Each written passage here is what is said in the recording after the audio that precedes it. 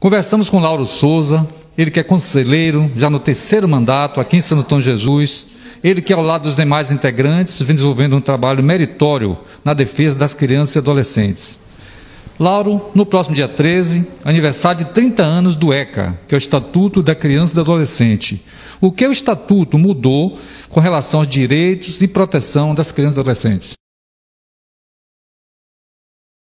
Bom, primeiro é um prazer estar aqui falando com você mais uma vez, né? Em nome do Conselho Tutelar de Santo Antônio de Jesus, gostaria de, antes de responder a sua pergunta, dizer que o Conselho Tutelar é composto por 5 membros. Aqui na sala está comigo Joélia, como coordenadora do Conselho Tutelar, e hoje não está trabalhando aqui no órgão, mas são conselheiros tutelares atuantes, ativas, que têm feito um bom trabalho. Andressa, né, Débora e Emanuele, muito conhecida também como Manu, aqui na cidade. E você me fez a pergunta em relação à questão do que mudou, né? Do que o Estatuto da Criança e do Adolescente trouxe de benefício para a população infanto-juvenil do nosso país. Bom, a gente viveu de 1964 até 1985, 21 anos de ditadura militar no nosso país. E o que, nessa época, existia como documento que normatizava as situações que envolviam crianças e adolescentes era o Código de Menores, né, conhecido também como o Código Melo Matos. E ele trazia a doutrina da situação irregular. E o Estatuto da Criança e do Adolescente vem, né, trazendo ali no seu bojo, na nossa Constituição Federal de 1988, no artigo 227, as garantias, né, de cidadania para a criança e para o adolescente. E em 1990 surge o Estatuto da Criança e do Adolescente com base na nossa Constituição de 1988. E o Estatuto da Criança e do Adolescente ele traz a doutrina da proteção integral. Já não mais a doutrina da situação irregular, da proteção integral. Então isso é um avanço muito grande. E vale aqui destacar o absurdo de alguns jovens, né, reclamarem a existência do Conselho Tutelar, que ele só trouxe benefício para a sociedade, para garantir direitos de criança e adolescente. Como um cidadão, como todo adulto tem seus direitos, as crianças também têm. E assim não era antes do Estatuto da Criança e do Adolescente. Jovens que hoje pedem a volta, por exemplo, da ditadura militar, né? Jovens que ficam felizes e repetem a ideia de que o ECA deve ser rasgado e jogado na latrina, como foi posto, né, abertamente falado já pelo nosso presidente atual do Brasil, o que é um absurdo. Então, nós, conselheiros tutelares, levantamos a bandeira do Estatuto da Criança e do Adolescente, como levantamos a bandeira do direito de todo cidadão. E a gente tem que lembrar sempre que criança e adolescente é um ser humano em processo de formação. Então, como tal, ele tem que ser tratado com todos os direitos à sua cidadania, enquanto pessoa, enquanto ser humano. E conversamos também com Joélia Barreto, ela que é conselheira tutelar, 2º mandato, e que atualmente exerce a função de coordenadora dessa instituição. Joélia, qual a função precípua do Conselho Tutelar e como essa instituição vem fazendo diferença no seio da sociedade? A importância do Conselho Tutelar aqui em Santo Antônio de Jesus e todas as cidades, né? Todos os municípios, é relevante, porque uma vez que uma criança ou um adolescente está passando por situação de violência, como nós já citamos, né, cabe à população, cabe à sociedade, cabe a cada cidadão estar trazendo essa notícia ao conhecimento do Conselho Tutelar, informando o Conselho Tutelar de que tal criança está passando por um momento de violência, de negligência, para que o Conselho venha atuar naquele momento, para que o Conselho venha ter a oportunidade de exercer a sua verdadeira atribuição, a sua verdadeira função, que é estar averiguando mesmo se essa criança está em situação de violência ou não, sendo constatado, né, a situação de violência, a situação de negligência, o conselheiro tutelar, naquele momento, estará aplicando as medidas de proteção para aquela criança, né? Inicialmente, se a criança estiver passando por uma situação, quem sabe, de violência dentro do seu lar, agressão, o conselheiro vai averiguar aquela situação, vai analisar de onde está vindo aquele tipo de violência, quem é o agressor, né? Quem é o ator daquele momento que está agredindo aquela criança, o ator daquela agressão. E quando se fala de aplicação de medida de acolhimento, a gente logo, né, quanto conselheiro, aplicamos a medida do acolhimento, que é retirar aquela criança da situação de violência, se caso, né, for necessário, e seguirmos com as demais aplicações da notícia de fato ao Ministério Público, encaminhar aquela criança para a rede de proteção, encaminhar aquela criança para ser acompanhada por um psicólogo da rede, por um assistente social do CRAS, do CREAS, encaminhar aquela família. Lauro, falando de posturas, comportamentos, conjunturas sociais, na sua análise, quais os perfis da juventude quando você atuou como conselheiro no primeiro mandato e hoje? Bom, boa pergunta essa. Quando eu entrei no Conselho Tutelar foi em 2008, né? Hoje, são 12 anos depois que eu retorno ao órgão, né? Fiquei 4 anos fora, de 2016, né, até 2020. Hoje é muito triste a gente trabalhar aqui, tendo um contato principalmente com os adolescentes que cometem ato infracional. Por quê?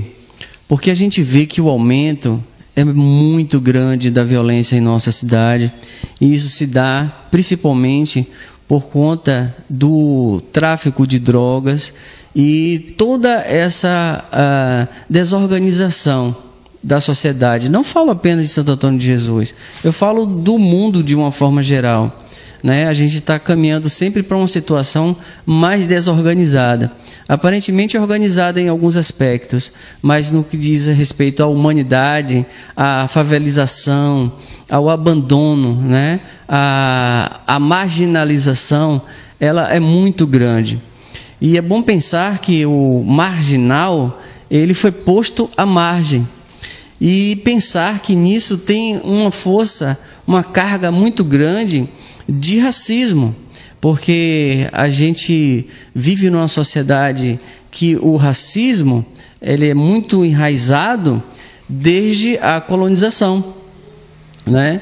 E isso foi ganhando força, e a gente hoje tem 132 anos, salvo engano, em que acabou a escravidão no Brasil. E esse escravo, ex-escravo, ele foi para onde? Ele foi para a favela, ele foi morar no morro. Então, esse morro ele não tem nada, ele não tem as garantias de cidadania. Então, esses jovens, hoje, mais do que nunca, eles estão descendo do morro para o asfalto, né, falando figuradamente, e estão aí roubando celulares, andando de mão armada, plantando um terror. Mas, na verdade, é um terror que, na verdade, é um eco do que a sociedade fez de uma forma geral, porque a gente está cada vez mais construindo condomínios com cercas elétricas e deixando sempre aquela pessoa de lado, né, que está lá do outro lado, cada vez mais à margem. Então a gente hoje vive muito isso. A gente tem uma evolução material, intelectual, mas a gente não tem uma evolução afetiva. E isso é um dever de todos, tanto dos políticos da nossa cidade e do Brasil de uma forma geral, quanto de você que está aí me ouvindo, um cidadão comum. É preciso olhar para o outro como um ser humano. E a gente tem essa função. A criança e o adolescente que comete um ato infracional, a gente tem a obrigação de aplicar as medidas de proteção. E as medidas socioeducativas não nos cabem. aos adolescentes. É bom deixar claro, porque às vezes a sociedade vê o Conselho Tutelar como um órgão punitivo, como se fosse uma polícia de criança e adolescente, e não é. A gente vai sempre garantir o direito daquele que de alguma forma cometeu algum ato infracional. Joélia, durante esse período de pandemia, como o Conselho vem desenvolvendo atividades de maneira que não coloque em risco a saúde dos conselheiros e das pessoas atendidas por essa instituição? Falar do atendimento do Conselho Tutelar, o funcionamento do Conselho Tutelar nesse período de pandemia, para a gente chega a ser algo extraordinário, né? Onde a gente teve que se reinventar para continuar exercendo a nossa função e dando assistência às nossas crianças e adolescentes, uma vez que nos colocamos totalmente à disposição deles, né? E então, o Conselho Tutelar tem atuado, sim, no período da pandemia. Nós estamos funcionando das 8 às 14, tomando todas as medidas de proteção. Nós, os conselheiros tutelares, estamos usando máscaras, né? Fazendo uso do álcool. Os funcionários também estão se cuidando. A cada atendimento, nós estamos higienizando as cadeiras. Os usuários de serviço, as famílias que vêm para os nossos atendimentos, nós temos orientado que venha também ao órgão fazendo uso de máscara. Se chegar alguém sem máscara, a gente oferece uma máscara para que entre no órgão, né? Equipado, protegido, e assim também com nossas crianças. Temos tido cuidados também com o carro, uma vez que não pode estar colocando mais de 3, 4 pessoas dentro do carro. Então, todo cuidado é necessário nesse momento, é de grande relevância para estarmos nos protegendo, protegendo os nossos familiares que estão em casa, uma vez que a gente sai para trabalhar e os nossos familiares ficam em casa. Então, nós temos que estar nos protegendo e protegendo a eles também, protegendo as nossas crianças. Afinal de contas, nós estamos aqui para garantir direitos, né? E direito à vida, direito à saúde, né? Direito ao bem-estar. Então, um atendimento digno também é direito deles, e nos cuidar também, né? É o nosso direito, é o nosso dever. E é isso. O Conselho Tutelar de Santo Antônio de Jesus está aqui atuando. É importante que a população saiba que o Conselho não está fechado, que o Conselho está aberto, que nós também funcionamos com o celular, né? E que nós funcionamos também através do nosso e-mail, né? E o telefone fixo. Então, deixando os nossos meios de contatos, Disque 100, que toda a população brasileira conhece, o número fixo do Conselho Tutelar 3632-4549, o nosso Instagram do Conselho Tutelar, que é novinho, certo? Que é @conselho.tutelarsage, e o nosso e-mail, que já é de conhecimento também, mas repetindo, ctsagejesus@hotmail.com. Então, qualquer situação de violência, qualquer situação de negligência contra criança e adolescente, você, cidadão de Santo Antônio de Jesus, entre em contato conosco, porque sempre você vai encontrar um conselheiro tutelar à sua disposição, à disposição das nossas crianças, dos nossos adolescentes, para assim estar dando assistência. Lauro, até que ponto a liberdade, ensejadas nas redes sociais, tem contribuído para a mudança de comportamentos no seio da juventude? Bom, eu vejo as liberdades para o mundo adulto, ela é sem freio, até porque o ser humano ele tem o livre-arbítrio de fazer o que quer. Então, eu não estou aqui para entrar na questão de julgar com a minha interpretação, com a minha orientação, né, espiritual acerca de certo e errado ao que tange as liberdades que a gente vê hoje cada vez muito mais líquida na nossa sociedade, que são os valores. A gente está vivendo um estado de liquidez dos valores. Não vou entrar nesse mérito. Mas em relação à criança e adolescente, eu acho que os pais, eles têm que ter muito cuidado ao dar, por exemplo, um smartphone para uma criança. Porque tem que analisar com quem essa criança está conversando. é preciso ver o WhatsApp dessa criança, é preciso criar alguns bloqueios para ela não abrir certos sites, né, e impróprios para adultos apenas, e o Instagram, por exemplo, e todas as mídias sociais que uma criança está envolvida, os pais têm que analisar, e bem como ir orientando os adolescentes, que eles têm liberdade, mas eles têm que ter uma liberdade, não diria vigiada num sentido ruim da palavra, mas no sentido amoroso, da orientação.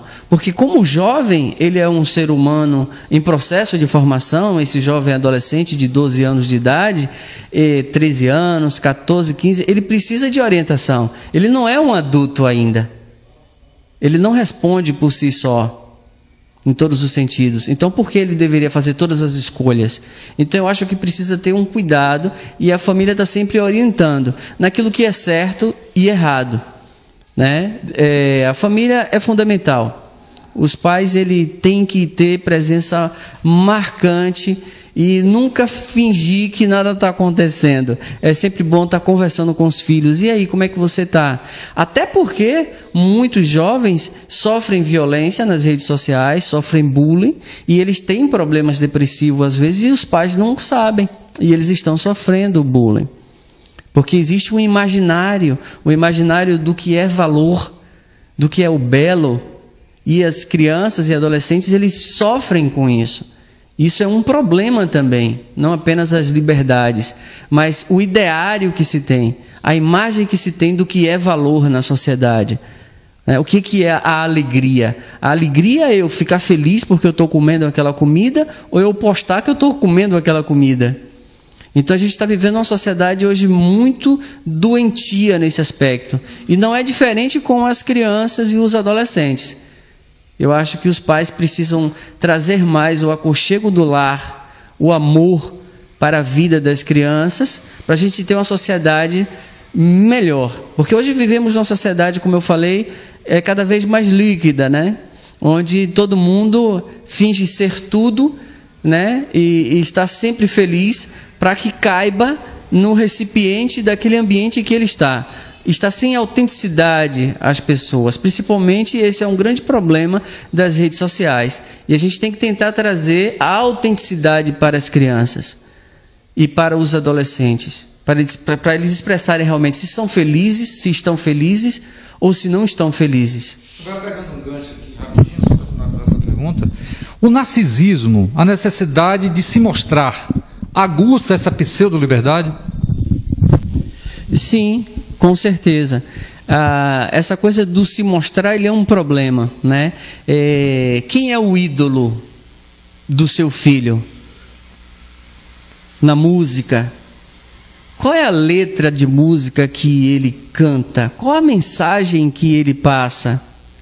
Então a gente vive nessa coisa chamada ostentação. As músicas, ela têm trazido cada vez mais essa ideia de conquista, de vitória, que está muito longe dos valores humanos reais, que olha, ser bom é ser honesto, ser bom e ter vitória é amar o próximo como a si mesmo. Isso não se fala de religião, isso fala de convivência em sociedade. Até porque, se a gente ama o próximo como a gente mesmo, logo a gente não vai precisar de lei para coibir uma atitude errada que a gente fez. Eu costumo dizer, a lei só existe porque o amor não é espontâneo. A lei só existe porque o amor não é espontâneo. Quando o amor é espontâneo, não precisa de conselho tutelar, não precisa de juiz, não precisa de nenhuma audiência no Ministério Público, na Defensoria Pública. As pessoas se resolvem a partir de suas consciências. E isso a gente precisa passar para os nossos jovens. Joélia, como a rede de garantia de direitos vem se articulando nesse período de pandemia? Bom, hoje, às 17 horas, nós teremos uma reunião com toda a equipe que faz parte da rede. Quando nós falamos rede, envolve o CRAS, o CREAS, a assistência social, a saúde, enfim. a primeira infância também, que tem desenvolvido um trabalho importante aqui na cidade, mas ainda falando, né, sobre os nossos trabalhos, sobre o nosso evento em alusão ao aniversário do ECA, os 30 anos do ECA, do Estatuto da Criança e do Adolescente, que é no dia 13. Né? Nós ainda vamos nos apresentar por live, né? Está aqui na minha mão. No dia 3 de agosto, teremos Luciano Bettiati, né? Que é um mestre no Estatuto da Criança e Adolescente, alguém muito instruído, que ministra capacitações aí por todo o Brasil, o qual nós, os conselheiros tutelares aqui de Santo Antônio, já tivemos o prazer de estarmos com ele, né? Eu já estive com ele 3 vezes. Teremos também a doutora Danúbia, nossa promotora da infância, nossa parceira, né? Nosso amigo conselheiro, poeta, historiador Lauro Souza, que está aqui do meu lado, né? Essa aqui é no dia 3. E agora, dia 29 de julho ainda, né? Dia 29 de julho ainda, às 18 horas, tudo em alusão ao aniversário do ECA. Teremos a nossa ex-conselheira tutelar, Ana Elizabeth, que atuou em um momento muito especial aqui em Santo Antônio de Jesus, no início do Conselho Tutelar. Ela estará conosco também.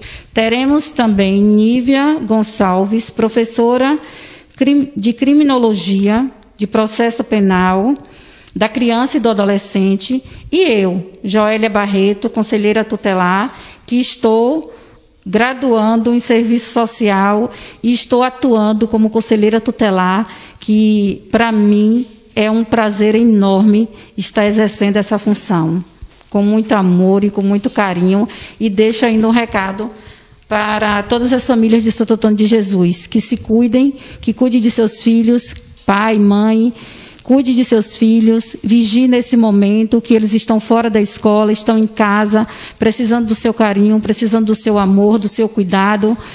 Então, não tire os seus olhos de sobre ele. Entenda que esse momento é um momento preparado para você dar muito mais carinho e atenção para com seus filhos. Sentem, conversem, dialoguem, porque quem sabe vocês não vão descobrir, como o nosso conselheiro aqui já falou, o amor. Porque onde existe o amor, a violência não tem espaço, né? Minhas considerações finais, não poderia deixar de citar as pessoas que trabalham com a gente, que são muito importantes, né? O motorista, né? A nossa assistente técnica que está aqui o tempo inteiro, mas outras 2 pessoas que trabalham nos serviços gerais, o guarda, que são pessoas importantes. Sem elas, o conselho não caminha, né?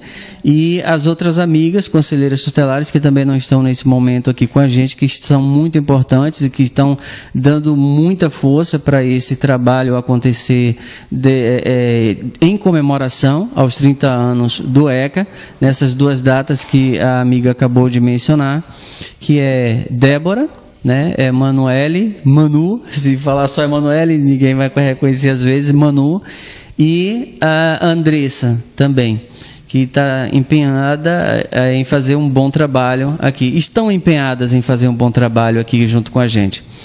E a mensagem é essa: ame o próximo, porque todo o problema se resolve com o simples ato de amor.